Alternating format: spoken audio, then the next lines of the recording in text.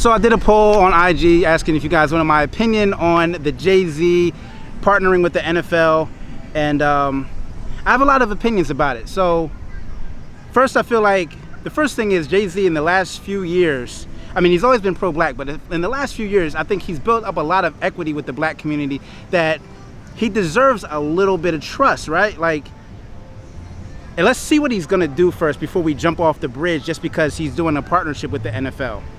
I think that we need to, you know, it hasn't even been day one and everyone's trying to write him off as a sellout. I don't think that that's in his nature to sell out to an organization that is inherently racist. I think if he's partnering with them, he legitimately feels like he can change the culture or do some good for the 70% black players that are in the league, if that's financial literacy or if that's giving them a platform to change their communities in a meaningful way. On a larger scale, also let me say this too. Kaepernick fully deserves to be in the NFL, or at least be given a look. I mean, I know there's some actual football concerns with him being out the league for 3 years, but for him not to have been given a tryout, given a practice, given, you know, for him not to be given any of those things, he's clearly being blacklisted. That's been proven in court, and he definitely deserves that. He should definitely be in the NFL. I believe that if it wasn't for this protest, he would be in the NFL, and this is the direct cause of that. Now, I don't think that these two things are connected the way people are trying to connect them. I think that Kaepernick starting the protest was successful. That's why the NFL is in the position that it's in, willing to negotiate with Jay-Z, willing to negotiate with people who want to bring awareness to black communities. Had that protest been ineffective, they would not care like they've been doing the past 3 years. I think that our voice has been heard, but protests cannot continue in this fashion. They have to evolve. It has to take to the next level of taking an action. And action is always more complicated than simply pointing out a wrong. Like, how do we now correct this course of action? And this is where I think it gets really interesting, because there's two ways to do that, right? The one way is to completely separate yourself and take the, you know, the major workforce of the NFL and create your own league. Like, let's have a black NFL, right?